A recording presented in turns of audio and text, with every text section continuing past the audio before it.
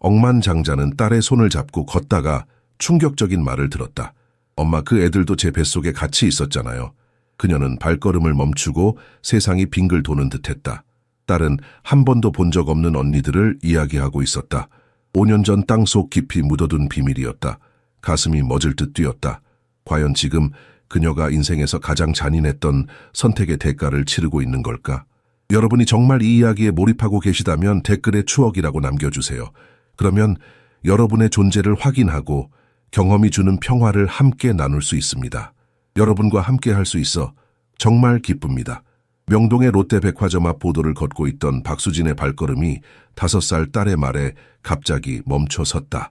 엄마, 저 애들이 제 뱃속에 함께 있었어요. 윤희가 천진난만한 목소리로 말했다. 수진의 심장이 격렬하게 뛰기 시작했고 갑자기 어지러움이 몰려왔다. 한 번도 딸에게 과거에 있었던 자매들에 대해 말한 적이 없었기 때문이다. 작은 윤희는 백화점에서 나오던 길, 광장에 있는 낡은 매트리스 위에서 함께 자고 있는 같은 나이에 두 여자아이를 가리켰다. 아이들은 버려진 것처럼 보였고 더럽고 기운 옷을 입고 있었으며 영양실조 상태가 역력했다. 수지는 이 광경을 보며 다리가 떨리는 것을 느꼈다. 어떻게 이런 일이 가능할까 스스로에게 물었다. 5년 전, 그녀는 인생에서 가장 고통스러운 결정을 내렸다.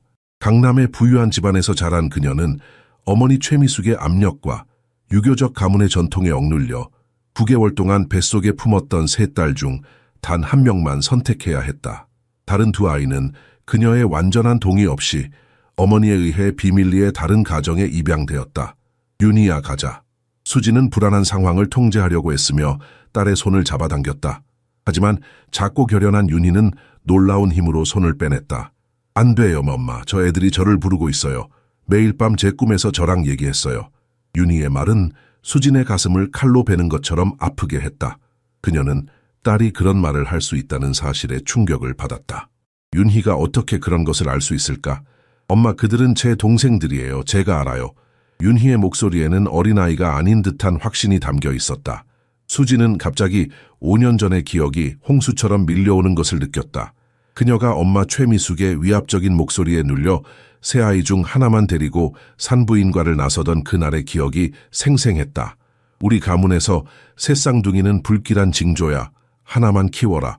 다른 아이들은 내가 알아서 할 테니 라고 말했던 어머니의 차가운 목소리가 귓가에 울렸다. 윤희야, 정말 못 가. 수진이 다시 한번 시도했지만 이미 윤희는 달려가고 있었다. 작은 발로 광장을 가로질러 낡은 매트리스를 향해 달려가는 동안 수지는 그 자리에 얼어붙은 채 미래가 순식간에 바뀔 것임을 직감했다. 서울의 차가운 봄바람이 그녀의 뺨을 스쳐 지나갔다. 하지만 그 차가움은 그녀의 심장을 휘감고 있는 공포와 비교할 수 없었다. 이 우연한 만남이 5년간 감춰왔던 비밀을 모두 드러낼 것이라는 두려움 때문이었다. 윤희가 두 여자아이에게 다가갈수록 수진의 과거는 빠르게 현재로 다가오고 있었다. 윤희는 수진의 간절한 외침을 완전히 무시한 채 두 여자아이가 자고 있는 매트리스를 향해 달려갔다.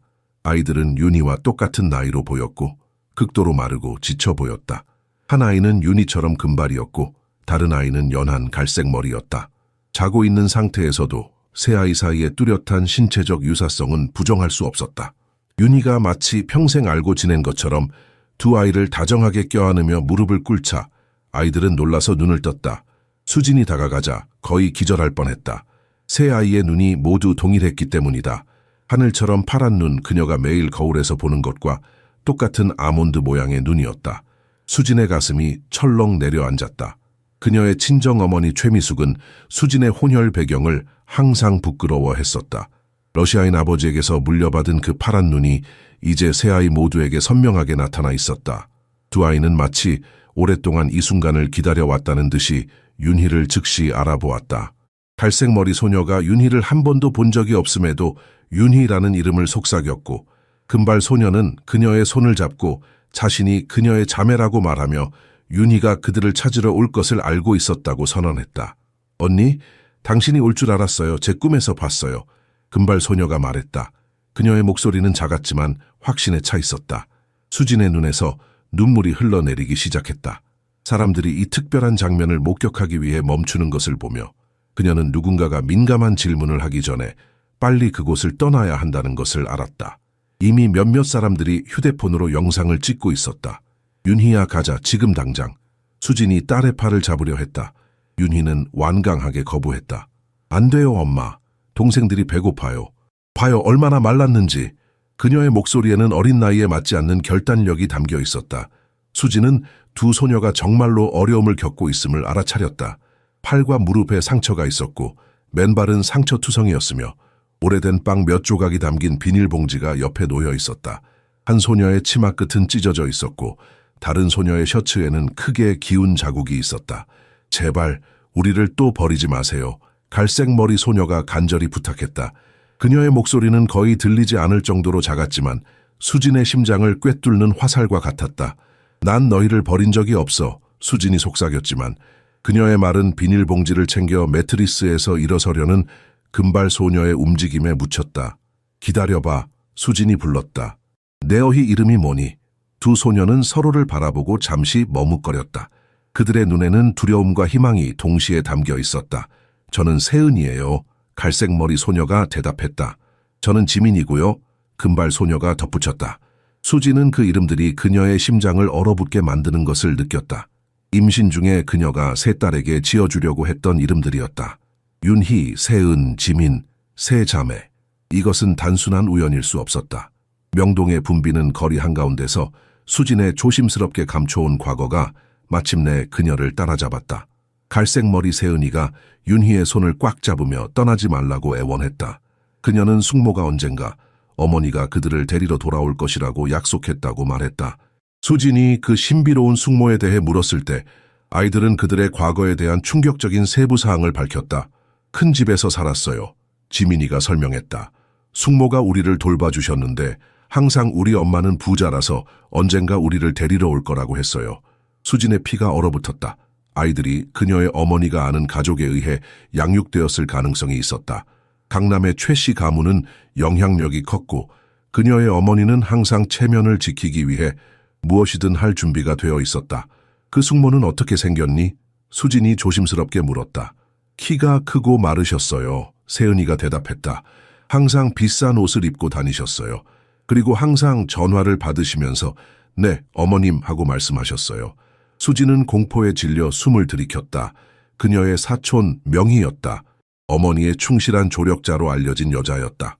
최미숙은 명희를 통해 세은이와 지민이를 관리했던 것이다. 숙모가 우리 보고 윤희라는 자매가 있다고 했어요. 지민이가 덧붙였다. 우리 셋이 같은 날 태어났대요. 하지만 우리 엄마는 윤희만 데려갔대요. 수진의 눈에서 눈물이 흘러내렸다.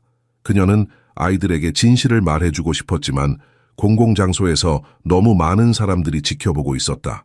왜 우리만 두고 갔어요? 세은이가 물었다. 그녀의 목소리는 작았지만 질문은 수진의 가슴에 비수처럼 꽂혔다. 수진이 대답하려는 순간 약 60세 정도의 여성이 그들에게 다가왔다. 사회복지사 제복을 입고 있었고 아이들을 알고 있는 듯했다. 세은아, 지민아, 여기서 뭐 하니? 여성이 친절하지만 단호한 목소리로 물었다. 보육원으로 돌아가야지. 어제 들어온 아이들인데 아침에 없어져서 걱정했어요. 김 선생님, 저희 언니 찾았어요. 세은이가 윤희를 가리키며 말했다. 김 선생님이라 불린 사회복지사는 수진을 의심스러운 눈으로 바라보았다. 혹시 이 아이들을 아세요? 수진은 말을 더듬었다. 아니요. 제 딸이 그냥 그들에게 다가갔어요. 엄마, 거짓말 하지 마세요. 윤희가 갑자기 외쳤다. 엄마는 알고 있잖아요. 우리가 같이 엄마 뱃속에 있었다고요. 수진의 얼굴이 창백해졌다. 사회복지사의 눈이 의심으로 가득 찼다. 흥미로운데요. 김 선생님이 말했다. 이 아이들이 어제 보육원에 왔을 때부터 윤희라는 자매에 대해 계속 이야기했거든요. 우연이라고 하기엔 너무 구체적인 정보네요. 수진은 머리가 어지러워지는 것을 느꼈다. 어떻게 이 아이들이 윤희에 대해 알고 있을까? 어떻게 윤희가 자매들에 대해 알고 있을까? 그녀는 한 번도 딸에게 이야기한 적이 없었다. 저는 꿈에서 봤어요. 윤희가 마치 수진의 생각을 읽기라도 한 듯이 말했다. 우리는 항상 꿈에서 만나요. 세은이와 지민이는 제 동생들이에요. 우리는 함께 있어야 해요. 사회복지사가 수진을 유심히 관찰했다. 아이들은 거짓말을 잘 못해요. 특히 이렇게 일관된 이야기는요. 혹시 정말로 관련이 있으신가요? 하마다 수진의 심장이 빠르게 뛰었다.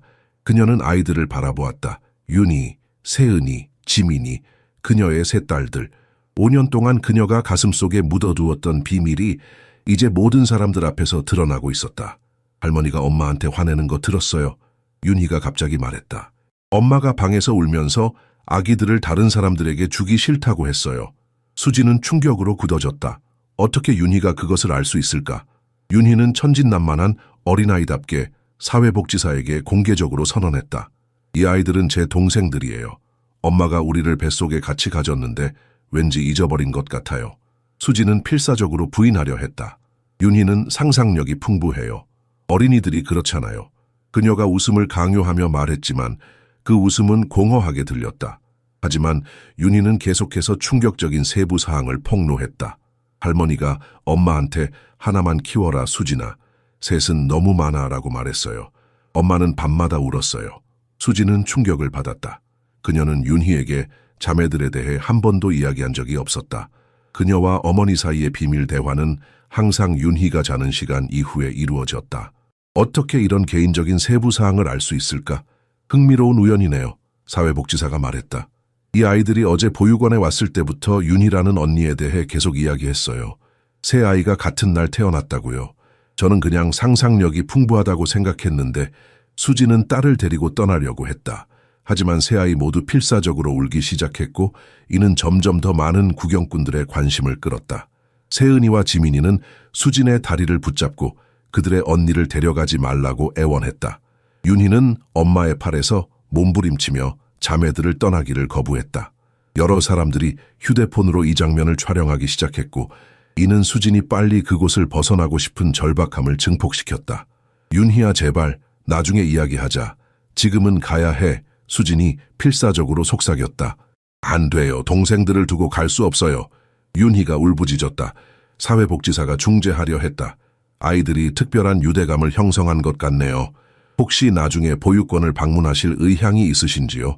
그 순간 익숙한 남성 목소리가 수진의 주의를 끌었다. 박수진 씨? 정말 수진 씨 맞나요? 수진이 돌아보자 백발의 남성이 그녀를 향해 걸어오고 있었다. 정형우 박사였다. 5년 전 그녀의 출산을 담당했던 산부인과 의사였다. 정 선생님, 수진이 희미한 목소리로 말했다. 정 박사는 수진을 즉시 알아보았고 윤희가 얼마나 자랐는지 감탄했다. 하지만 세은이와 지민이를 발견하자 그의 얼굴이 창백해졌다. 그는 잠시 새 아이를 번갈아 바라보다가 깊은 숨을 들이쉬었다. 이게 가능한 일인가? 그가 중얼거렸다. 사회복지사가 의사를 향해 돌아섰다. 혹시 이 상황에 대해 아시는 게 있나요? 정 박사의 표정이 심각해졌다. 그는 수진에게 의미심장한 시선을 보냈다. 저는 5년 전에 박수진 씨의 출산을 담당했습니다. 수진의 심장이 멈추는 것 같았다. 그녀는 의사의 입을 막고 싶었지만 이미 너무 늦었다. 그런데 정 박사가 계속했다. 그날 태어난 아이는 한 명이 아니었습니다. 사람들이 이제 원을 그리며 모여들었다. 수진은 땅이 갈라져 자신을 삼켜주기를 바랐다. 새 쌍둥이였습니다. 정 박사가 말했다. 3명의 아름다운 여자아이들이 태어났어요. 하지만 수진 씨는 그날 한 아이만 데리고 집으로 갔죠. 숨막히는 침묵이 광장을 채웠다. 사회복지사의 눈이 놀라움으로 크게 떠졌다. 그게 불가능합니다. 수진이 약하게 항변했다. 선생님이 착각하시는 거예요. 정 박사는 고개를 저었다. 저는 특별한 출산을 기억하는 데 탁월합니다. 특히 그날처럼 가족 간 긴장감이 있었던 경우는 더욱 그렇죠. 수지는 그곳에 있는 모든 사람들의 시선이 자신에게 꽂히는 것을 느꼈다. 그녀의 조심스럽게 지켜온 비밀이 명동의 한복판에서 모두에게 드러나고 있었다. 정형우 박사는 세은이와 지민이를 주의 깊게 관찰하며 윤희와 비교했다. 그의 표정이 완전한 충격으로 변했다. 의학적 기억력이 정확한 그는 수진의 출산을 완벽하게 기억하고 있었고 그녀가 5년 전에 새 쌍둥이를 출산했다는 사실을 공개적으로 확인했다. 저는 서울대학교 병원에서 30년 넘게 산부인과 의사로 근무했습니다. 정 박사가 권위 있는 목소리로 말했다. 그리고 박수진 씨의 출산은 제 경력에서 가장 기억에 남는 사례 중 하나입니다. 광장의 침묵이 귀를 먹먹하게 했다. 사회복지사 김 선생은 눈을 크게 뜨고 의사가 계속해서 출산에 대한 세부 사항을 밝히는 것을 들었다. 새 여자아이가 태어났어요. 모두 건강했고 놀랍도록 닮았죠. 그가 계속했다. 하지만 수진 씨는 그날 한 아이만 데리고 집으로 돌아갔습니다. 다른 두 아이는 어디로 갔는지. 수진은 땅이 갈라져 자신을 삼켜주기를 바랐다. 5년간의 거짓말이 공개적으로 무너지고 있었고 수십 명의 사람들이 모든 것을 기록하고 있었다. 그녀는 의사의 주장을 부인하려 했지만 그의 확신에 찬 목소리에 말문이 막혔다. 제가 착각하고 있을 리 없습니다. 정 박사가 단호하게 말했다. 특별한 출산, 특히 가족 내 긴장이 있었던 경우는 더욱 선명하게 기억합니다. 정 박사는 출산 당시 수진의 어머니 최미숙 여사가 있었다고 밝혔다. 그녀는 극도로 긴장한 상태였으며 새 아이를 키울 자원이 없다고 주장했다. 그녀는 오직 한 아기만 수진의 이름으로 등록하도록 요구했고 그것이 그들의 삶을 영원히 바꿔놓은 결정이었다. 최 여사께서는 우리 가문에서 새 쌍둥이는 불길한 징조라고 하셨습니다. 정 박사가 회상했다. 저는 의학적으로 그런 미신을 믿지 않지만 가족의 결정에 개입할 권한은 없었습니다. 수진의 눈에서 눈물이 멈추지 않고 흘러내렸다. 광장에 모인 구경꾼들 사이에 진실이 퍼져나가고 있었다. 어떤 사람들은 동정의 눈빛을 보냈고 다른 사람들은 충격과 혼란스러움을 감추지 못했다. 윤희는 엄마의 팔에서 내려와 자매들과 합류했다. 이제 동생들을 집에 데려갈 수 있어요. 그녀가 결연한 목소리로 선언했다. 우리는 함께 있어야 해요. 세은이와 지민이는 윤희의 손을 꼭 잡았다. 그들의 얼굴에는 공포와 희망이 뒤섞여 있었다. 그들은 서로를 바라보며 침묵의 대화를 나누는 것 같았다. 바로 그 순간 수진의 휴대폰이 울렸다. 화면에는 어머니라는 단어가 떠올랐다. 최미숙 여사였다. 그녀는 틀림없이 이미 명동 광장에서 벌어지고 있는 공개적인 스캔들에 대한 정보를 받았을 것이다. 수진의 손이 떨렸다. 전화를 받아야 할지 말아야 할지 망설였다. 하지만 그녀는 언젠가는 어머니와 마주해야 한다는 것을 알고 있었다. 그녀는 깊은 숨을 들이쉬고 전화를 받았다. 수진아, 어머니의 목소리는 차갑고 통제된 상태였다. 지금 당장 집으로 와라, 혼자. 지금 무슨 짓을 하고 있는 거니? 윤희가 수진의 다른 손을 잡았다. 할머니예요? 그녀가 물었다. 그녀의 목소리는 작았지만 강인했다. 수진은 고개를 끄덕였다. 그녀는 전화를 끊고 세 딸을 바라보았다. 그들의 미래가 이 순간에 달려 있었다. 그녀는 결단을 내려야 했다. 어머니의 명령에 복종하거나 5년 전에 못했던 일을 지금 하거나 우리 모두 함께 갈 거야, 수진이 결정했다. 그녀의 목소리는 떨렸지만 결심은 확고했다. 최미숙 여사는 분노에 차서 전화했다. 그녀는 수진이 명동 광장에서 거리의 아이들과 스캔들을 일으키고 있다는 정보를 받았다. 설명할 기회도 주지 않고 그녀는 딸에게 즉시 집으로 돌아오라고 명령했다. 어리석은 짓 그만하고 지금 당장 집으로 와라.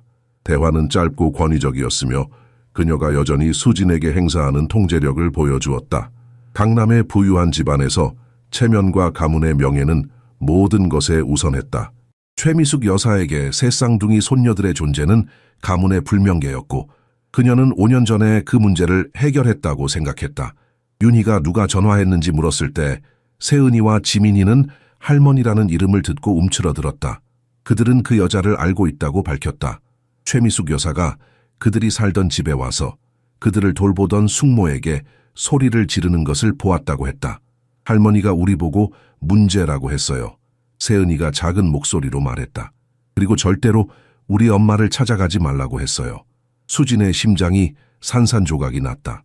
그녀의 어머니가 아이들에게 거짓말을 하고 그들이 원하지 않는다고 믿게 만들었다는 사실을 알게 되었다. 그녀는 세 딸 앞에 무릎을 꿇고 자신이 항상 그들을 사랑했으며 5년 전 강제 이별 이후 매일 그들을 생각했다고 확신시켰다. 할머니가 저희를 싫어하나요? 지민이가 물었다. 그녀의 파란 눈에는 눈물이 고여 있었다. 아니, 그렇지 않아. 수진이 말했지만 자신의 말이 거짓임을 알고 있었다. 최미숙 여사는 혼혈인 손녀들이 가문의 순수한 혈통을 오염시켰다고 믿었다. 수진의 러시아인 아버지는 가문에서 항상 이방인이었다.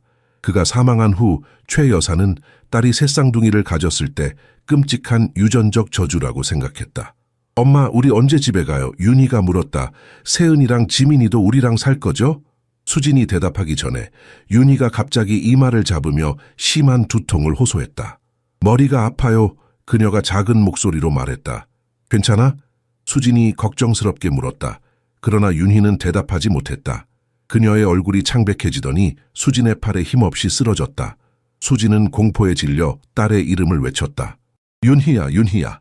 정형우 박사가 즉시 다가와 윤희의 맥박을 확인했다. 맥박이 빠르고 열이 있어요. 그가 말했다. 응급실로 데려가야 합니다. 누가 구급차 좀 불러주세요. 세은이와 지민이는 언니가 의식을 잃은 모습을 보고 필사적으로 울기 시작했다. 그들은 함께 태어났지만 윤희와 진정으로 함께 시간을 보낸 것은 불과 몇 분에 불과했다. 그런데 이제 그들은 다시 헤어질 위기에 처했다. 사회복지사 김 선생이 즉시 응급서비스에 전화했다. 곧 도착할 거예요. 그녀가 말했다. 아이들은 어떻게 할까요? 수지는 끔찍한 결정을 내려야 했다. 그녀는 윤희와 함께 병원에 가야 했지만 이제 막 찾은 다른 두 딸을 다시 잃고 싶지 않았다. 특히 어머니가 무슨 일이 일어나고 있는지 알게 된 지금은 더욱 그랬다. 제가 세은이와 지민이를 돌볼게요. 김 선생이 제안했다. 응급 상황이 해결되면 연락 주세요. 그때 아이들의 상황에 대해 논의할 수 있을 거예요. 수지는 머리가 어지러웠다. 불과 1시간 전만 해도 그녀의 삶은 정상적이었다. 이제 그녀의 비밀은 폭로되었고 딸은 의식을 잃었으며 5년 동안 그리워했던 다른 두 딸들은 낯선 사람들과 함께 있게 될 것이다. 구급차의 사이렌 소리가 가까워졌다. 최미숙 여사의 차가운 목소리가 그녀의 마음속에 울렸다. 네가 5년 전에 내 말을 들었더라면 이런 혼란은 없었을 거다. 하지만 수지는 이제 5년 전과 다른 사람이었다. 그녀는 더 이상 어머니의 지배를 받는 순종적인 딸이 아니었다. 그녀는 세 딸을 모두 지킬 것이다. 비록 그것이 자신의 어머니와 영원히 대립하게 된다 하더라도. 구급차가 신속히 도착했고 구급대원들은 윤희를 들것에 실어 병원으로 이송했다. 정형우 박사는 아이의 빠른 맥박과 열을 감지하여 즉각적인 의료 조치가 필요하다고 판단했다. 수지는 긴급 차량에 동승하기로 결정했고 세은이와 지민이는 사회복지사 김 선생의 보호 아래 남게 되었다. 구급차 뒷문이 열리자 차가운 3월의 바람이 수진의 뺨을 스쳤다. 그녀의 마음은 혼란스러웠다. 한쪽에서는 윤희의 건강이 걱정되었고 다른 한쪽에서는 이제 막 재회한 다른 두 딸을 다시 잃을까 두려웠다. 하지만 지금은 윤희가 우선이었다. 괜찮아질 거예요, 수진 씨. 구급대원이 위로의 말을 건넸다. 아이는 강해 보입니다. 두 소녀는 수진이 구급차에 탑승할 때 필사적으로 울었다. 그들은 수진의 옷을 붙잡고 언니와 다시 헤어지게 하지 말아달라고 애원했다. 김 선생이 그들을 보육원으로 다시 데려가겠다고 말했지만 윤희가 괜찮아지면 수진이 그들을 방문할 수 있을 거라고 약속했다. 엄마, 가지 마세요. 세은이가 구급차가 출발하기 전 마지막으로 외쳤다. 그 말이 수진의 가슴을 찢어놓았다. 5년간의 이별 후에 그녀의 딸은 그녀를 엄마라고 불렀다. 서울대학교 병원 응급실에 도착하자 의료진이 즉시 윤희를 진찰실로 옮겼다. 수진은 딸의 작고 창백한 얼굴을 바라보며 복도에서 기다렸다. 그녀의 마음은 죄책감과 두려움으로 가득 찼다. 이것이 5년 전 그녀가 한 선택에 대한 신의 벌인 걸까? 그녀는 딸들을 헤어지게 한 것에 대한 대가를 치르고 있는 걸까? 박수진 씨? 젊은 간호사가 그녀를 찾았다. 의사 선생님이 지금 검사 결과에 대해 이야기하고 싶어 하세요. 수진의 심장이 더 빠르게 뛰기 시작했다. 그녀는 간호사를 따라 작은 상담실로 들어갔다. 그곳에는 중년의 여성 소아과 의사가 앉아 있었다. 안녕하세요, 박 씨. 저는 김지영 소아과 의사입니다. 그녀가 자신을 소개했다. 윤희의 상태에 대해 이야기해 봅시다. 의사는 윤희의 혈액 검사 결과를 보여주었다. 수지는 의학 용어를 이해하지 못했지만 의사의 심각한 표정이 좋지 않은 소식을 예고하고 있었다. 윤희에게는 선천적 혈액 질환이 있어요. 김 의사가 설명했다. 지금은 안정적이지만 앞으로 더 심각한 합병증이 발생할 수 있습니다. 특히 우려되는 것은 골수 기능에 영향을 미칠 수 있다는 점입니다. 수지는 얼어붙었다. 그게 무슨 뜻인가요? 향후에 골수 이식이 필요할 수도 있습니다. 의사가 말했다. 가족 중에 적합한 기증자가 있다면 성공 확률이 훨씬 높아집니다. 형제 자매가 있나요? 수진의 눈에서 눈물이 흘러내렸다. 운명이 얼마나 아이러니한지.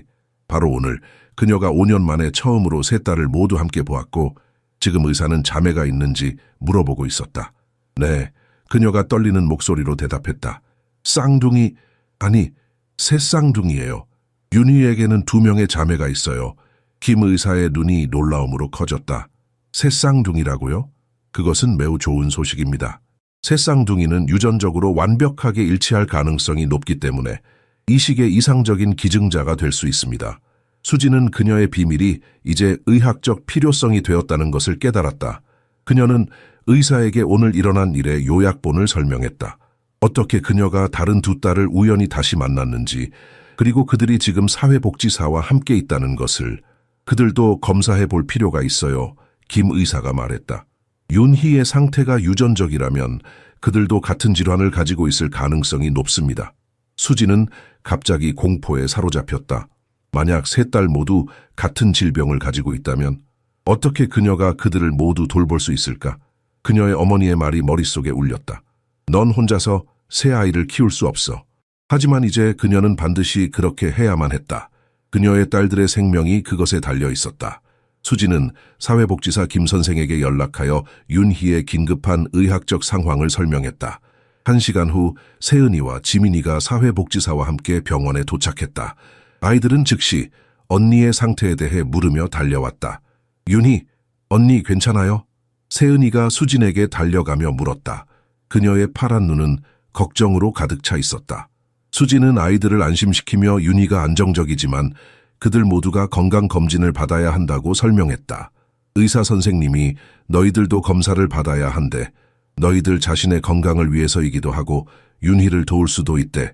의사들은 세은이와 지민이에게 혈액 검사를 실시했다. 아이들은 용감하게 주사를 견뎠지만 지민이는 눈물을 참으며 수진의 손을 꼭 잡았다. 그 작은 손의 감촉이 수진의 가슴을 아프게 했다. 5년 동안 그녀는 이 순간들을 놓쳤다. 아이들의 첫 단어, 첫 걸음마, 유치원 입학식. 이제 그녀는 두 딸의 얼굴에 새겨진 고통과 외로움의 흔적을 볼 수 있었다. 검사가 진행되는 동안 수지는 김 선생과 가족 상황에 대해 깊이 대화했다. 사회복지사는 아이들이 많은 트라우마를 겪었다고 밝혔다. 그들을 돌보던 가족이 경제적 어려움을 이유로 단 3일 전에 그들을 보육원에 맡겼다고 했다. 아이들이 보육원에 도착했을 때부터 윤희라는 언니에 대해 계속 이야기했어요. 김 선생이 설명했다. 처음에는 그저 상상 속의 인물이라고 생각했죠. 하지만 너무 구체적이고 일관된 이야기였어요. 어떻게 가능한 일인지 저도 이해할 수 없어요. 수진이 한숨을 쉬었다. 제가 윤희에게 자매들에 대해 한 번도 말한 적이 없거든요. 김 선생은 미소를 지었다.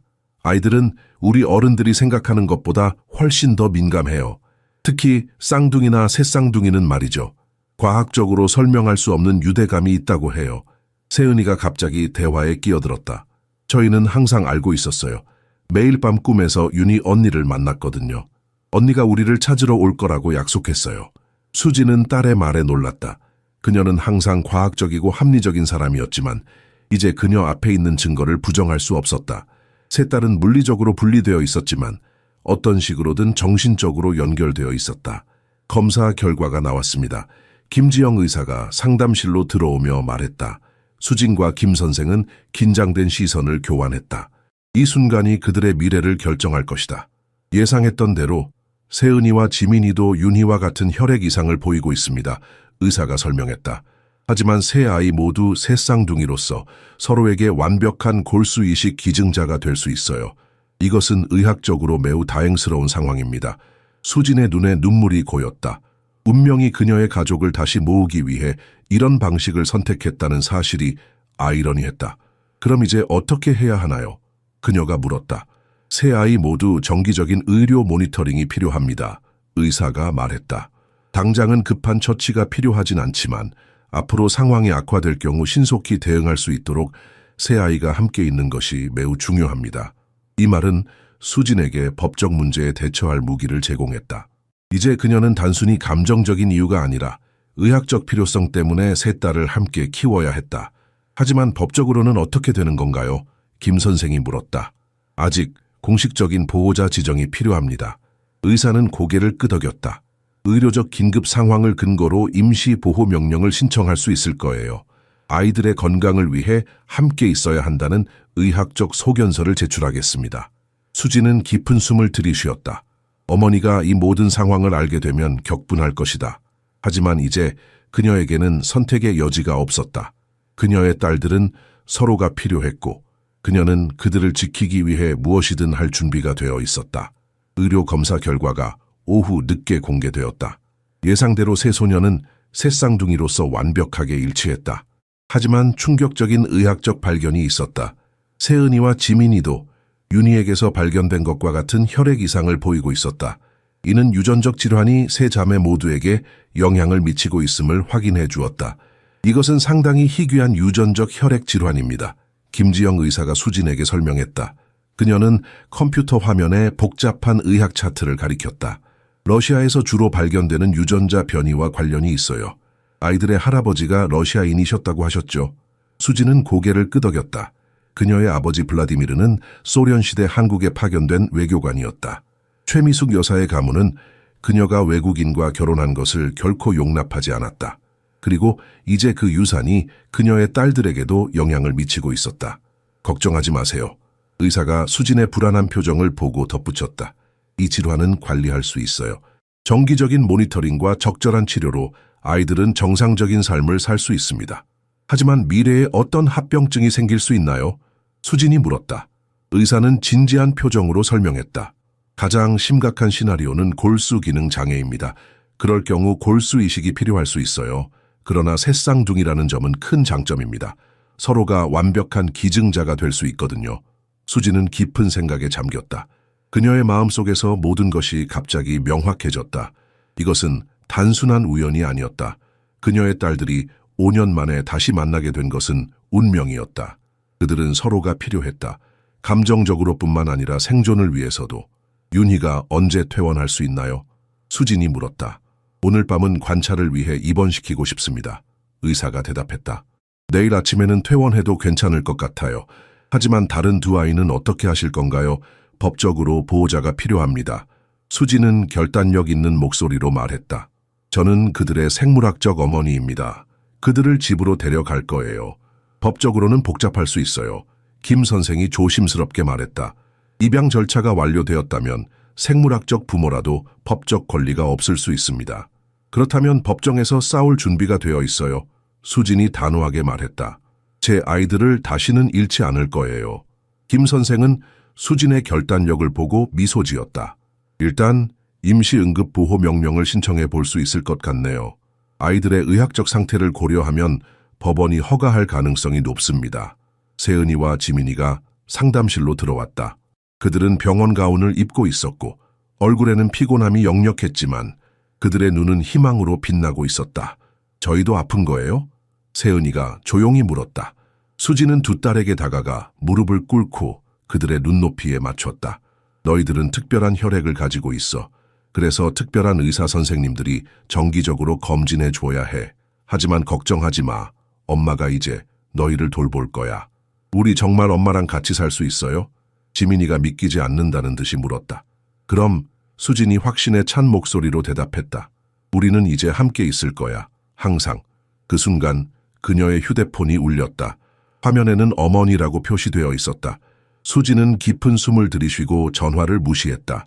최미숙 여사는 나중에 대처해야 할 문제였다. 지금은 딸들이 우선이었다. 병원 창문 너머로 서울의 불빛이 어둠 속에서 반짝이기 시작했다. 수지는 이것이 새로운 시작임을 알았다. 5년 전 그녀는 어머니의 압력에 굴복했다. 하지만 이제 그녀는 달랐다. 그녀는 성공적인 사업가였고 무엇보다도 세 딸의 어머니였다. 그리고 이번에는 그 누구도 그녀의 가족을 갈라놓을 수 없을 것이다. 다음 날 아침 수지는 임시보호 명령서를 받아 세 딸을 모두 집으로 데려올 수 있었다. 강남의 아파트로 들어서자 세은이와 지민이는 넓은 현관에 발을 들여놓고 숨을 죽였다. 두 아이는 이전에 본 적 없는 호화로움에 압도되었다. 여기가 우리 집이에요? 세은이가 놀란 목소리로 물었다. 그녀의 작은 손으로 대리석 바닥을 만졌다. 윤희는 즉시 두 자매를 자신의 방으로 안내하며 흥분된 목소리로 외쳤다. 얼른 와, 내 방 보여줄게. 우리가 이제 같이 쓸 거야. 세은이와 지민이는 윤희의 방에 들어서자 환한 미소를 지었다. 분홍색 벽지와 하얀색 가구, 그리고 특히 수많은 인형과 장난감에 압도되었다. 윤희는 즉시 자신의 보물들을 자매들과 나누기 시작했다. 이건 내 거고 이건 지민이 거야. 이제 모든 것은 우리 셋이 함께 써. 윤희가 선언했다. 그녀는 자신의 가장 소중한 인형들을 자매들에게 나눠주었다. 수지는 문간에 서서 이 감동적인 장면을 지켜보았다. 눈물이 그녀의 뺨을 타고 흘렀다. 5년간의 상실과 후회 끝에 그녀의 세 딸이 마침내 함께 있었다. 그들은 마치 항상 함께 자란 것처럼 자연스럽게 어울렸다. 목욕부터 하자 수진이 말했다. 그리고 윤희의 옷 중에서 너희에게 맞는 것들을 골라볼게. 세은이와 지민이는 오랜만에 따뜻한 물로 목욕하는 경험에 행복해했다. 수지는 그들의 머리를 감겨주며 마음이 아팠다. 그녀는 두 딸의 몸에 있는 작은 상처들과 영양 부족의 흔적을 볼 수 있었다. 세은이의 갈비뼈가 선명하게 드러났고 지민이의 팔에는 여러 개의 멍이 있었다. 아파요? 수진이 조심스럽게 물었다. 지민이는 고개를 저었다. 이제 안 아파요. 진짜 집에 왔으니까요. 목욕 후 세 소녀는 정말로 같은 모습이었다. 깨끗한 상태에서 그들의 유사성은 더욱 분명해졌다. 같은 얼굴 모양, 같은 파란 눈, 같은 작은 코, 유일한 차이점은 머리카락 색깔뿐이었다.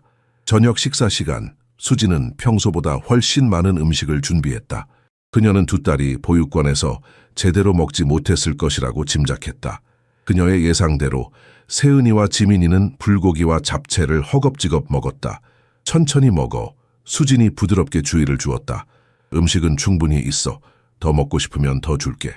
식사 중에 세 소녀는 마치 항상 함께 살았던 것처럼 대화를 나눴다. 윤희는 학교와 친구들에 대해 이야기했고 세은이와 지민이는 그들을 돌봤던 가족과 보육원 친구들에 대해 이야기했다. 김 아저씨와 이 아줌마는 정말 착했어요. 세은이가 설명했다. 우리를 4년 동안 돌봐주셨어요. 근데 왜 너희를 보육원에 맡겼니? 수진이 조심스럽게 물었다. 지민이가 슬픈 표정으로 대답했다. 김 아저씨가 아파서 일을 못하게 됐어요. 돈이 없어서 집세도 못 내고 우리도 못 키우게 됐대요. 아이 아줌마는 많이 울었어요. 세은이가 덧붙였다. 나중에 상황이 나아지면 우리를 다시 데려가겠다고 약속했어요. 수지는 가슴이 아팠다. 그녀의 딸들이 자신들을 정말 사랑했던 유일한 가족을 잃은 것이다. 그녀는 김씨 부부에게 연락해서 감사 인사를 전하고 싶었다. 그분들 연락처 알고 있니? 수진이 물었다. 세은이는 고개를 저었다. 휴대폰 번호는 몰라요. 하지만 부천에 사신다는 건 알아요. 수지는 마음속으로 메모했다. 나중에 그들을 찾아볼 것이다. 그녀의 딸들에게 안정감과 사랑을 제공한 사람들에게 감사해야 했다. 밤이 되자 수지는 새 아이를 위해 윤희의 방에 이불을 펼쳤다. 윤희는 자매들과 함께 자고 싶다고 고집했다. 우리 5년 동안 떨어져 있었잖아요. 윤희가 설명했다. 이제 계속 함께 있어야 해요. 수지는 고개를 끄덕이며 미소 지었다. 그녀는 세 딸에게 굿나잇 키스를 해주고 방을 나왔다. 복도에서 그녀는 문틈으로 새 아이가 이불 속에서 웃고 속삭이는 소리를 들었다. 그것은 그녀가 5년 동안 상상해왔던 소리였다. 그녀의 휴대폰이 다시 울렸다. 최미숙 여사였다. 이번에는 피할 수 없었다. 수지는 깊은 숨을 들이쉬고 전화를 받았다. 어떤 일이 일어나든 그녀는 이제 딸들을 지킬 것이다. 다음 날 아침 최미숙 여사는 긴급하게 대화를 요구하는 전화를 했다. 그녀는 수진에게 혼자 오라고 명령했다. 그 아이들은 가정부와 함께 집에 두고 오라고 했다. 수지는 단호하게 세은이와 지민이를 낯선 사람과 남겨두는 것을 거부했다. 그들이 이미 여러 번의 이별과 버려짐을 경험한 후에는 더욱 그랬다. 엄마, 세은이와 지민이는 제 딸들이에요. 수진이 확고한 목소리로 말했다. 그리고 그들은 윤희의 자매예요. 우리는 이제 함께 살 거예요. 미쳤구나. 최 여사가 전화로 소리쳤다. 네가 얼마나 심각한 실수를 저지르고 있는지 모르는 모양이구나. 지금 당장 나를 만나러 와라. 긴장감이 고조되었다. 수진이 아이들의 이름을 부르기 시작하자 어머니는 더욱 분노했다. 최 여사는 직접 만나서 이야기하자고 주장했지만 아이들이 자신의 집을 방문하는 것은 허락하지 않았다. 결국 최 여사가 수진의 집을 방문하기로 결정되었다. 1시간 후 초인종이 울렸다. 수진이 문을 열자 최미숙 여사가 정장을 차려입은 남성과 함께 서 있었다. 그녀의 표정은 차갑고 굳어 있었다. 이쪽은 서 변호사님이에요. 최 여사가 소개했다. 우리 가족 법률 고문이야. 네가 지금 어떤 법적 문제에 휘말리고 있는지 설명해 줄 거야. 수지는 어머니와 변호사를 거실로 안내했다. 아이들은 아직 윤희의 방에서 놀고 있었다. 수지는 그들이 이 어려운 대화를 듣지 않기를 바랐다. 박 씨, 서 변호사가 말을 시작했다. 현재 상황은 법적으로 매우 복잡합니다. 보육원에서 두 아이를 그냥 데려와서 집에서 키울 수는 없습니다. 적절한 법적 절차를 따라야 합니다. 그들은 제 친자식입니다. 수진이 단호하게 말했다. 법적으로는 그렇지 않습니다. 변호사가 냉정하게 대답했다. 공식 기록상 당신에게는 딸이 한 명뿐입니다. 윤희만 당신의 법적 자녀로 등록되어 있습니다. 다른 두 아이는 5년 전에 공식적으로 다른 가정에 입양되었습니다. 강요된 입양이었어요. 수진이 분노를 억누르며 말했다. 어머니가 저를 압박했어요. 최 여사가 차갑게 웃었다. 증명해봐라. 서류에는 내 서명이 있어. 법원은 내 어린 변명을 듣고 싶어 하지 않을 거야. 서 변호사는 수진에게 상황을 더 설명했다. 세은이와 지민이의 입양 가정이 그들을 포기했다고 해도 그것이 자동으로 당신에게 양육권을 돌려주지는 않습니다. 그들은 이제 국가의 보호 아래에 있고 새로운 입양 가정을 찾을 때까지 보육원에 머물러야 합니다. 안 돼요. 수진이 단호하게 말했다. 제 딸들을 다시 잃을 수 없어요. 특히 지금은요. 그녀는 아이들의 의학적 상태에 대해 설명했다. 세 아이 모두 같은 희귀 혈액 질환을 가지고 있으며 앞으로 서로가 잠재적 골수 기증자로서 필요할 수 있다는 것을. 그러나 최 여사는 이 설명을 무시했다. 또 다른 변명이구나. 그녀가 비웃었다. 네가 항상 그랬지. 책임을 회피하려는 변명을 찾아내는 데는 정말 능숙해. 그 순간 세 소녀가 계단을 내려왔다. 아직 파자마 차림이었다. 세은이와 지민이는 최 여사를 발견하자 윤희 뒤로 숨었다. 할머니, 윤희가 반갑게 인사했지만 세은이와 지민이는 공포에 질린 표정을 지었다.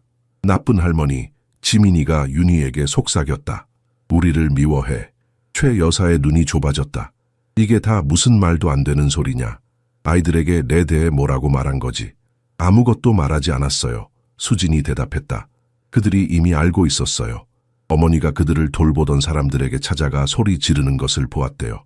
어머니가 그들을 문제라고 불렀다고요. 최 여사의 얼굴이 창백해졌다. 그녀는 아이들을 뚫어지게 바라보았다. 확실히 셋은 놀라울 정도로 닮았다. 그리고 모두 수진의 러시아인 아버지의 파란 눈을 물려받았다. 바로 그 눈이 최 여사가 항상 혐오했던 것이었다. 네가 이 말도 안 되는 상황을 어떻게 해결할 건지 궁금하구나. 최 여사가 말했다. 사업은 이제 막 궤도에 오르기 시작했고 수입은 한정되어 있어. 하나의 아이도 제대로 키울 수 있을지 의문인데 이제 3명을 어떻게 키울 생각이지? 할머니, 윤희가 용감하게 앞으로 나섰다. 할머니는 왜 세은이랑 지민이가 우리랑 같이 사는 걸 싫어하세요? 최 여사는 손녀 앞에 무릎을 꿇고 설명하려 했다. 어른들의 상황은 복잡하단다, 윤희야. 네가 이해하기에는. 저는 이해해요. 윤희가 자신감 있게 말했다. 그들은 제 동생들이에요. 같은 날 태어났고 같은 병을 가지고 있어요. 우리는 함께 있어야 해요. 엄마가 우리를 돌봐야 해요. 그게 엄마의 일이잖아요. 최 여사는 5살짜리 아이의 논리에 할 말을 잃었다. 수지는 자랑스러운 미소를 감출 수 없었다. 윤희의 단순하면서도 명확한 말은 모든 복잡한 법적 논쟁보다 더 강력했다. 어머니, 수진이 조용히 말했다. 저는 어머니의 허락이나 도움 없이도 내 딸들을 키울 수 있어요. 하지만 할머니로서 그들의 삶에 함께 하시면 좋겠어요. 선택은 어머니의 몫이에요. 서 변호사는 수진이 처한 법적 난관을 상세히 설명했다. 세은이와 지민이의 입양은 5년 전에 법적으로 완료되었으며 이는 그들이 공식적으로 입양 가정에 속했음을 의미했다. 그 가정들이 아이들을 보육원에 맡겼다는 사실이 자동으로 입양 계약을 무효화하지는 않았다. 입양 가정들은 언제든지 아이들에 대한 양육권을 주장할 수 있습니다. 서 변호사가 진지한 표정으로 설명했다. 그들이 이 권리를 포기하기로 결정한다면 아이들은 새로운 입양 가정을 찾을 때까지 국가의 보호 아래 있게 됩니다. 수지는 마음이 무너져 내렸다. 그것은 그녀가 일반인처럼 자신의 딸들을 입양하기 위해 신청해야 한다는 뜻이었다. 생물학적 어머니로서 아무런 특별한 권리가 없었다. 하지만 이건 불공평해요. 수진이 항의했다. 저는 강제로 서류에 서명했어요. 어머니가 저를 압박했다고요. 서 변호사는 고개를 저었다. 5년이라는 시간이 지났습니다. 압박을 증명하는 것은 매우 어려울 것입니다. 당시 증인이 있었나요? 수진은 침묵했다. 그 순간 그녀의 기억 속에서 정형우 박사의 얼굴이 떠올랐다. 그는 출산 과정에서 모든 것을 목격했다. 하지만 그것으로 충분할까? 윤희가 조용히 변호사에게 다가갔다. 그녀의 파란 눈은 순수한 어린이다운 호기심으로 빛났다. 아저씨, 우리가 자매라는 걸 말해주는 종이를 만들어 주실 수 있어요? 우리가 같이 살 수 있게요. 서 변호사는 부드럽게 미소 지었다. 아이의 단순함에 감동받았지만 상황이 그렇게 간단하지 않다고 설명했다. 그렇게 쉽지 않단다, 윤희야. 어른들의 세계에는 많은 규칙과 법이 있거든. 얼마나 오래 걸릴까요? 세은이가 조용히 물었다. 그녀는 계단 아래쪽에 서서 대화를 듣고 있었다. 변호사는 한숨을 쉬었다. 몇 개월이 걸릴 수 있어요. 어쩌면 더 오래 걸릴 수도 있고요. 누군가 법적으로 반대한다면 과정은 더 복잡해집니다. 최 여사가 차갑게 웃었다. 내가 반대할 거라는 건 알고 있겠지, 수진아. 왜요? 수진이 분노를 억누르며 물었다. 왜 어머니는 내 가족이 함께 있는 것을 그렇게 반대하시는 거예요? 현실적으로 생각해봐. 최 여사가 날카롭게 대답했다. 혼자서 새 아이를 키우는 건 불가능해. 특히 이제 막 사업을 시작한 너에게는. 그리고 그들의 의료비는 어떻게 감당할 계획이지? 어떻게든 할 거예요. 수진이 단호하게 말했다. 서 변호사가 목을 가다듬었다. 당분간 세은이와 지민이는 어떻게 해야 할까요? 법적으로는 그들은 보육권으로 돌아가야 합니다. 아니면 법원에서 임시 양육권을 신청해야 합니다. 임시 양육권이요? 수진이 즉시 대답했다. 그들은 이 집에 남을 거예요. 윤희가 자매들의 손을 꼭 잡았다. 우리는 함께 있을 거예요. 맞죠, 엄마? 수진은 고개를 끄덕였지만 마음속으로는 앞으로의 법적 전쟁을 위한 전략을 세우고 있었다. 그녀는 아이들의 의학적 상태를 강조할 것이다. 세 아이 모두 같은 희귀 혈액 질환을 가지고 있으며 서로가 잠재적 골수 기증자로서 필요하다는 사실을 난 이 전체 상황이 불필요하게 과장되었다고 생각해. 최 여사가 말했다. 윤희는 항상 건강했어. 갑자기 무슨 병이 생겼다고? 너무 편리한 타이밍 아니냐? 의학적 검사 결과가 있어요. 수진이 차갑게 대답했다. 서울대학교 병원의 공식 진단이에요. 세 소녀는 이 팽팽한 대화를 지켜보며 서로를 더 가까이 끌어안았다. 그들은 다시 헤어질지도 모른다는 두려움에 떨고 있었다. 지민이가 갑자기 말했다. 저희는 꿈에서 봤어요. 우리가 같이 살게 될 거라고. 할머니가 화내도 소용없어요. 우리는 결국 함께 있을 거예요. 최 여사의 눈이 커졌다. 그녀는 아이의 말에 충격을 받은 듯했다. 한국의 전통적인 가정에서 조상과의 연결, 꿈의 예언적 본성은 심각하게 받아들여졌다. 아이의 단순한 말이 최 여사의 확신을 잠시 흔든 것처럼 보였다. 서 변호사는 자신의 서류 가방을 닫으며 일어섰다. 박 씨, 임시 양육권 신청서를 준비해 드리겠습니다. 그러나 준비하세요. 최 여사께서 반대하신다면 이것은 길고 어려운 법적 싸움이 될 것입니다. 최미숙 여사는 자신의 최종 입장을 분명히 했다. 그녀는 수진이 제출하는 어떠한 임시 양육권 신청에도 법적으로 반대할 것이다. 그녀의 주장은 수진이 세 아이를 동시에 키울 적절한 능력이 없다는 것이었고 그런 책임은 네 사람 모두의 인생을 망칠 것이라고 단언했다.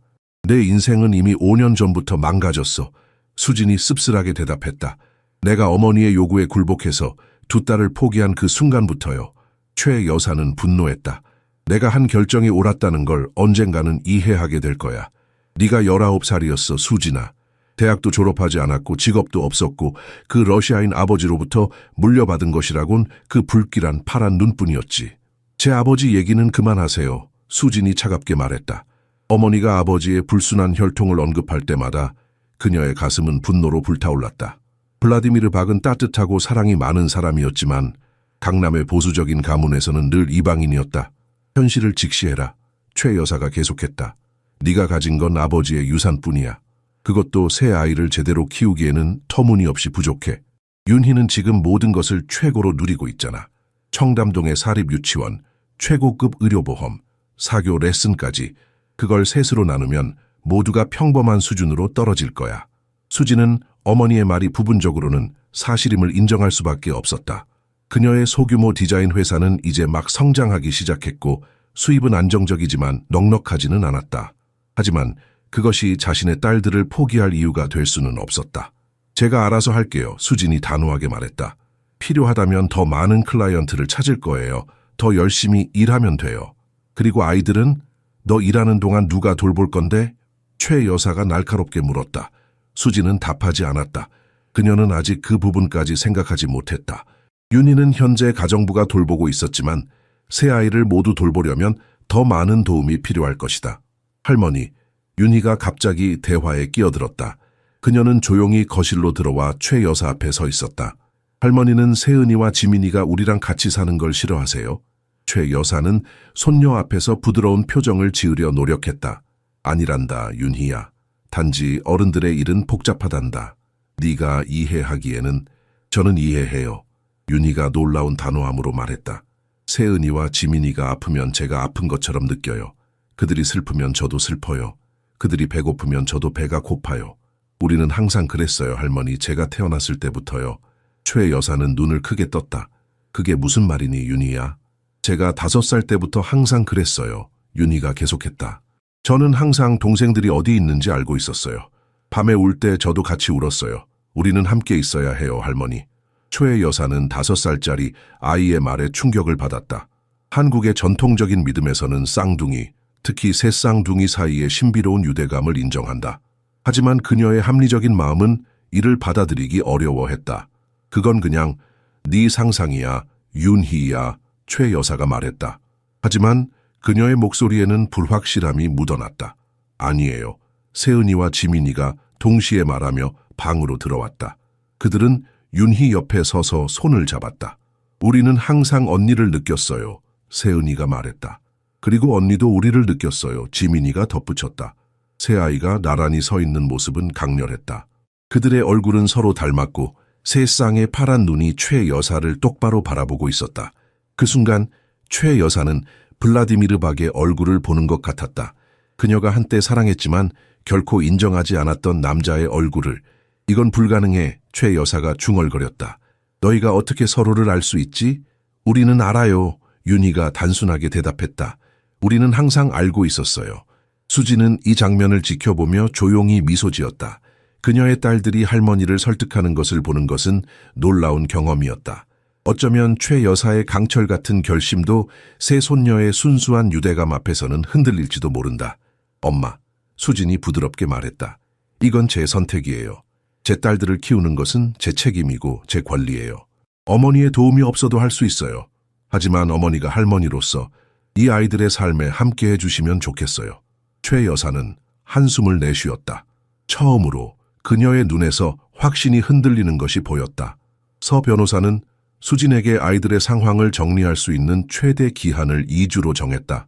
그 기간이 지나면 세은이와 지민이는 의무적으로 보육원으로 돌아가거나 공식적으로 승인된 임시 양육권이 필요했다. 이 시간적 압박은 가족 전체의 불안감을 고조시켰다. 최 여사와 서 변호사가 떠난 후 수지는 세 딸과 함께 앉아 그들이 직면한 복잡한 성인 상황을 설명했다. 그녀는 아이들의 나이를 고려해 최대한 간단하게 설명하려 노력했지만 아이들은 놀라울 정도로 성숙한 이해력을 보였다. 우리가 또 헤어질 수도 있어요? 세은이가 물었다. 그녀의 목소리는 작았지만 눈에는 이미 많은 것을 본 아이의 지혜가 담겨 있었다. 절대로 그렇게 두지 않을 거야. 수진이 약속했다. 하지만 그녀의 마음은 불안했다. 최 여사의 결심이 흔들리는 것처럼 보였지만 그녀는 여전히 강력한 반대를 표명했다. 그리고 강남의 최 가문의 영향력은 광범위했다. 우리가 뭔가 할 수 있을까요? 윤희가 물었다. 이 일이 우리에게 달려있게 할 수 없을까요? 수지는 미소 지었다. 어떤 뜻이니, 윤희야? TV에서 사람들이 자기 이야기를 하면 다른 사람들이 도와주는 걸 봤어요. 지민이가 갑자기 말했다. 우리도 그렇게 할 수 있지 않을까요? 우리가 진짜 가족이라는 걸 사람들에게 보여주는 거예요. 수지는 잠시 망설였다. 대중에게 노출되는 것이 법적 문제를 해결하지는 못할 것이다. 하지만 그녀는 자신의 일과 삶에서 소셜미디어의 힘을 잘 알고 있었다. 그녀의 디자인 회사는 인스타그램을 통해 많은 클라이언트를 얻었다. 그게 정말 도움이 될까? 그녀가 의심스럽게 물었다. 보육원 선생님이 그러셨어요. 세은이가 말했다. 사람들이 진실을 알게 되면 도움을 주는 경우가 많대요. 우리가 새쌍둥이라는 걸 사람들이 알면 우리를 떼어놓는 게 잘못됐다고 생각할 거예요. 수지는 천천히 고개를 끄덕였다. 어쩌면 공개적인 압력이 어머니의 완고한 반대를 누그러뜨릴 수 있을지도 모른다. 강남의 엘리트 사회에서 체면은 모든 것이었다. 최 여사가 가장 두려워하는 것은 스캔들이었다. 우리가 어떻게 시작하면 좋을까? 수진이 물었다. 세 소녀는 서로를 바라보며 미소 지었다. 그들은 마치 이미 계획을 세워놓은 것처럼 보였다. 우리의 이야기를 영상으로 만들어요. 윤희가 제안했다. 어떻게 서로를 찾았는지, 어떻게 꿈에서 만났는지, 어떻게 우리가 아플 때 서로를 느꼈는지에 대해서요. 수지는 딸들의 지혜에 놀랐다. 그들은 자신들의 놀라운 이야기가 얼마나 강력한지 본능적으로 알고 있었다. 3명의 새 쌍둥이가 5년 동안 분리되었다가 우연히 재회한 이야기, 그리고 그들이 항상 정신적으로 연결되어 있었다는 사실은 많은 사람들의 마음을 움직일 것이다. 그날 오후 수지는 세 딸과 함께 간단한 영상을 촬영했다. 아이들은 자연스럽게 카메라 앞에서 이야기했다. 그들은 어떻게 광장에서 만났는지, 어떻게 항상 꿈에서 서로를 만났는지, 그리고 어떻게 항상 자매라는 것을 직감적으로 알고 있었는지 설명했다. 우리는 같이 있어야 해요. 윤희가 영상의 마지막에 말했다. 우리는 같은 병을 가지고 있고 서로가 필요해요. 할머니가 우리를 나눠 놓았지만 우리는 다시 만났어요. 세은이가 덧붙였다. 운명이 우리를 다시 모았어요. 이제 우리는 절대 헤어지고 싶지 않아요. 지민이가 마무리했다. 수지는 영상을 편집하고 자신의 소셜미디어 계정에 올렸다. 그녀는 간단한 설명을 덧붙였다. 우리 가족의 이야기입니다. 5년 전 제 새쌍둥이 딸들 중 2명은 제 의지와 상관없이 다른 가정으로 보내졌습니다. 이제 운명이 우리를 다시 모았고 저는 그들을 다시는 잃고 싶지 않습니다. 하지만 법적 장벽이 많습니다. 여러분의 지지와 공유가 필요합니다. 수지는 게시 버튼을 누르고 깊은 숨을 들이쉬었다. 이제 되돌릴 수 없었다. 그녀는 자신의 개인적인 비극을 전 세계와 공유했다. 최 여사가 알게 되면 격분할 것이다. 하지만 이제 수진에게는 선택의 여지가 없었다. 그녀는 딸들을 지키기 위해 무엇이든 할 준비가 되어 있었다. 수진의 영상은 불과 몇 시간 만에 바이럴이 되었다. 처음에는 그녀의 인스타그램 팔로워들 사이에서 공유되기 시작했지만 곧 카카오톡 단체 채팅방, 네이버 블로그, 그리고 유튜브로 퍼져나갔다. 자정이 되기 전에 영상은 이미 수십만 조회수를 기록했고 다음 날 아침이 되자 메나살 새쌍둥이 제외 해시태그가 트위터 실시간 트렌드 1위에 올랐다. 전국에서 감동적인 지지 메시지가 쏟아졌다. 어떤 법도 새쌍둥이를 갈라놓을 권리가 없습니다. 아이들이 함께 있을 수 있게 도와주세요. 최 여사님, 손녀들이 함께 할 수 있도록 허락해 주세요. 라는 댓글들이 넘쳐났다. 많은 사람들이 비슷한 경험을 공유했다. 입양이나 이혼으로 헤어진 형제자매들의 이야기, 가족의 압력으로 아이를 포기해야 했던 어머니들의 고백이 소셜미디어에 넘쳐났다. 이 모든 이야기들이 수진의 투쟁에 정당성을 부여했다. 저도 20년 전에 시어머니의 압력으로 쌍둥이 중 한 명을 포기했습니다. 지금까지 그 아이를 찾고 있어요. 저는 입양된 쌍둥이입니다. 다른 가정에 입양된 자매를 25년 동안 찾았어요. 마침내 작년에 재회했을 때 우리는 서로에 대해 항상 알고 있었다는 것을 깨달았습니다. 수진의 휴대폰은 쉴 새 없이 울렸다.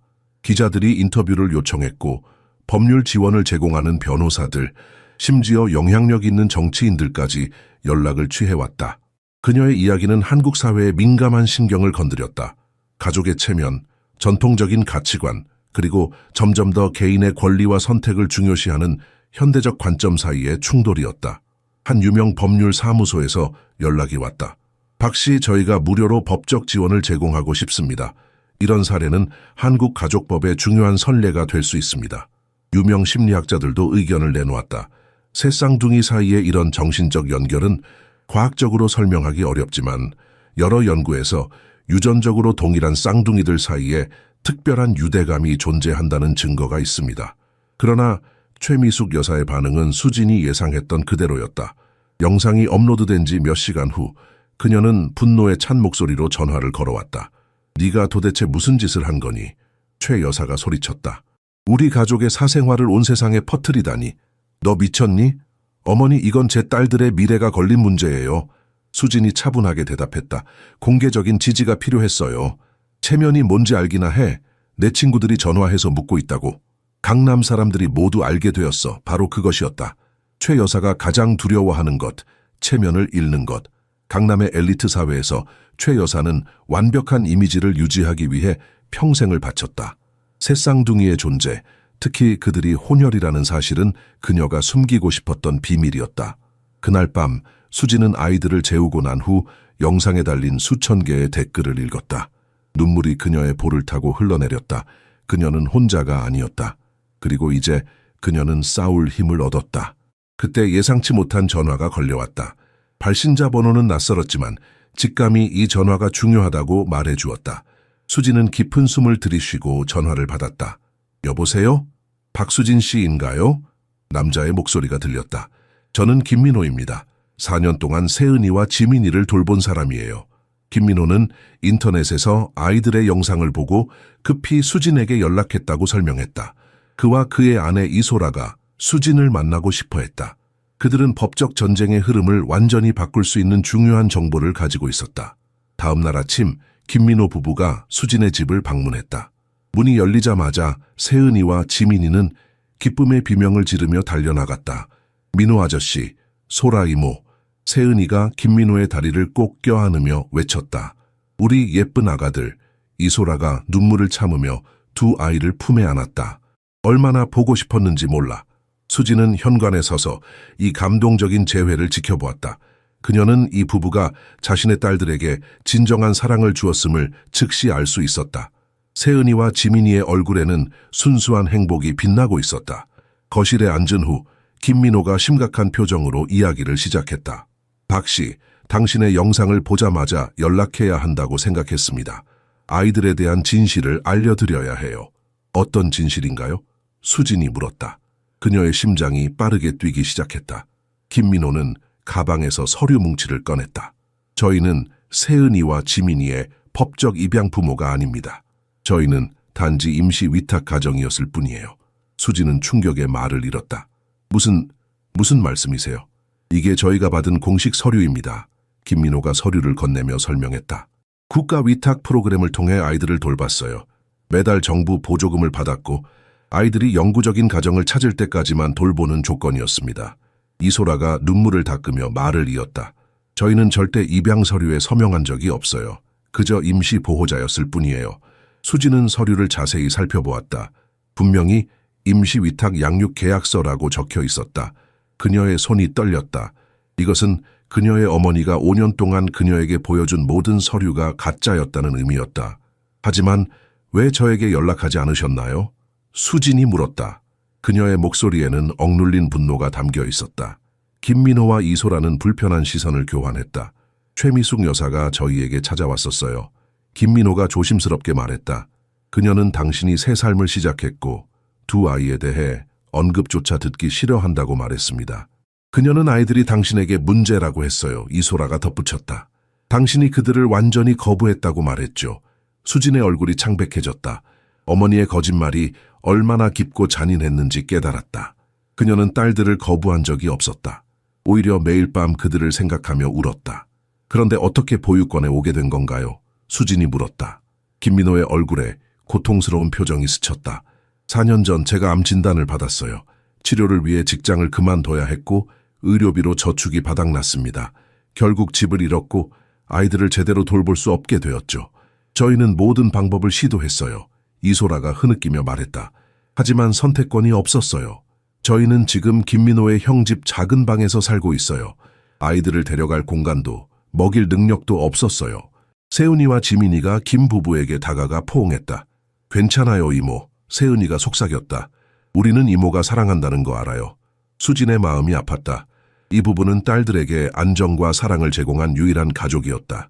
그리고 그들도 상황의 희생자였다. 하지만 가장 중요한 것은 김민호가 목소리를 높였다. 법적으로 입양이 완료된 적이 없다는 겁니다. 최미숙 여사가 당신에게 보여준 서류는 가짜였어요. 당신은 세은이와 지민이의 법적 어머니입니다. 항상 그래왔고 지금도 그렇습니다. 수지는 그 말의 의미를 완전히 이해하는데 몇 초가 걸렸다. 5년간의 고통과 죄책감, 상실감이 모두 어머니의 거짓말에 기반한 것이었다. 그녀는 법적으로 자신의 딸들에 대한 권리를 잃은 적이 없었다. 저희가 증인이 되어 드리겠습니다. 이소라가 제안했다. 법정에서 진실을 말할게요. 당신의 어머니가 우리 모두를 속였다는 것을. 수진의 눈에서 눈물이 흘러내렸다. 하지만 이번에는 기쁨의 눈물이었다. 마침내 그녀는 딸들을 되찾을 방법을 찾았다.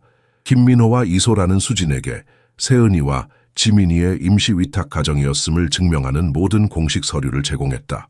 세심하게 정리된 문서들 사이에는 정부 보조금 수령 내역, 정기가정 방문 보고서, 그리고 위탁가정 지정 계약서가 포함되어 있었다.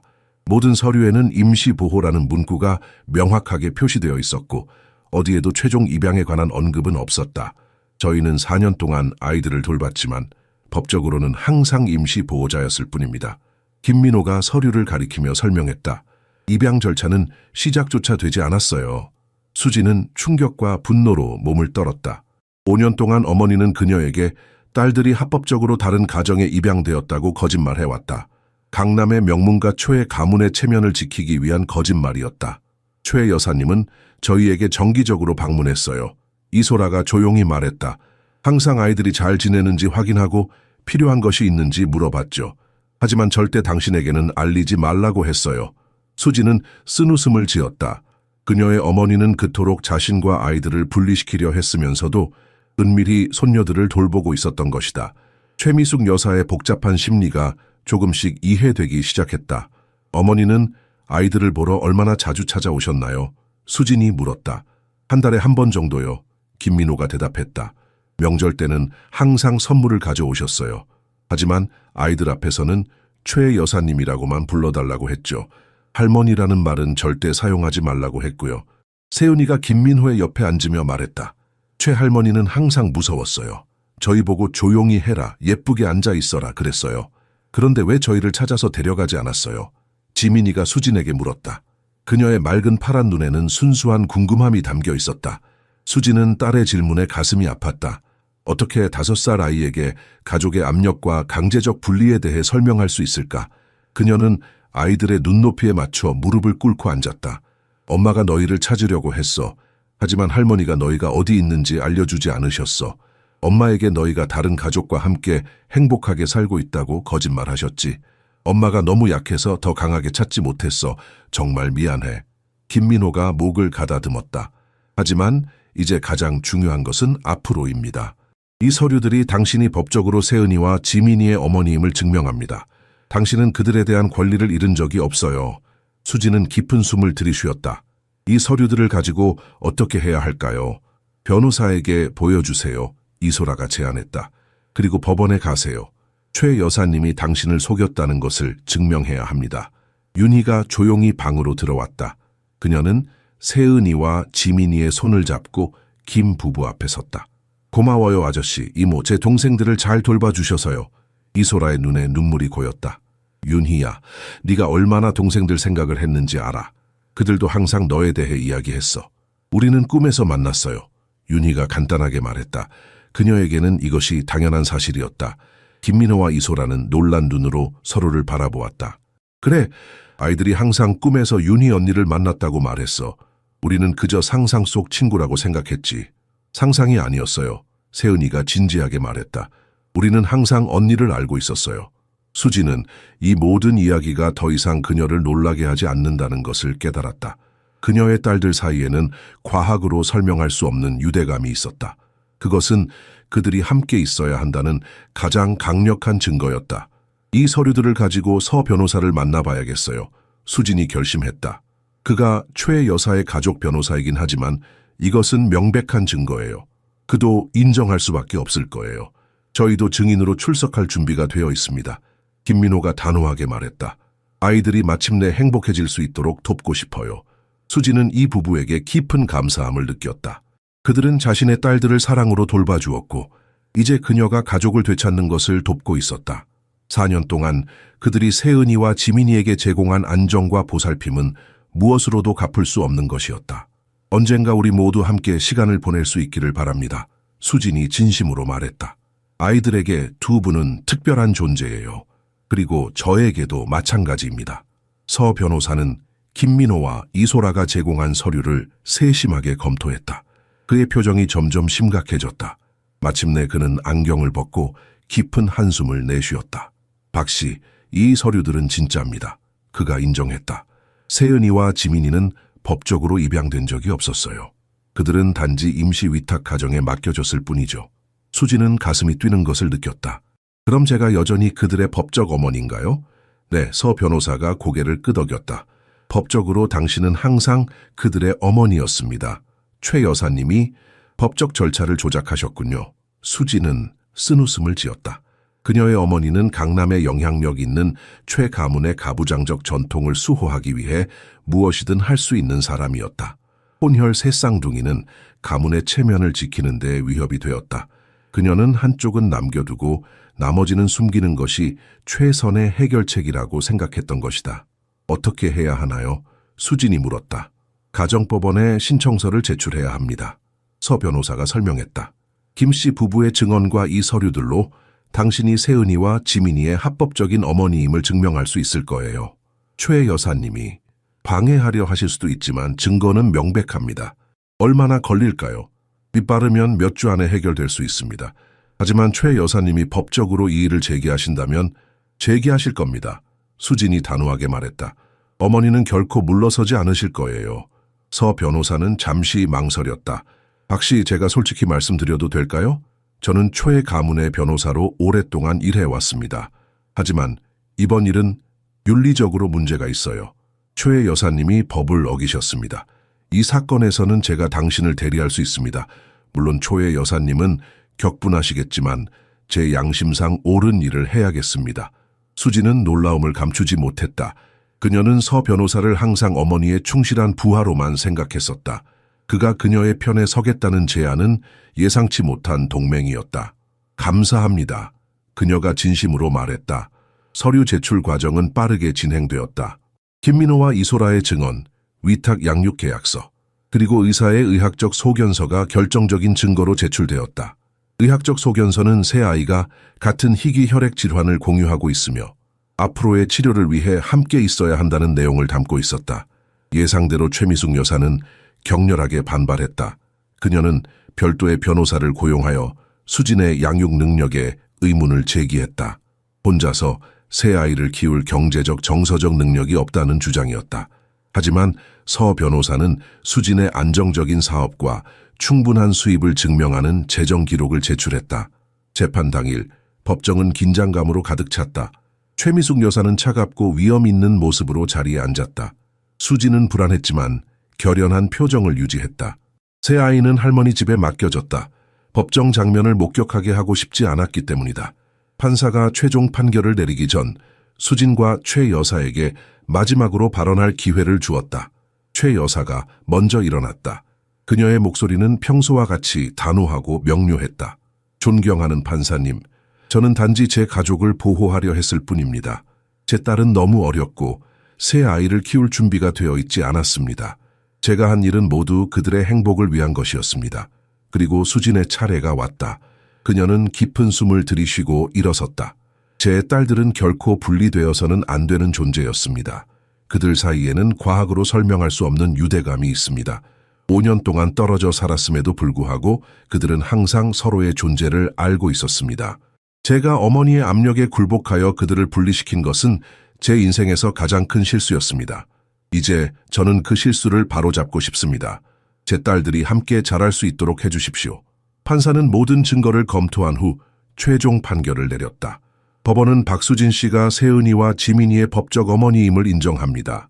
임시 위탁 절차는 적법한 입양으로 이어진 적이 없으며 따라서 박수진 씨의 친권은 결코 종료된 적이 없습니다.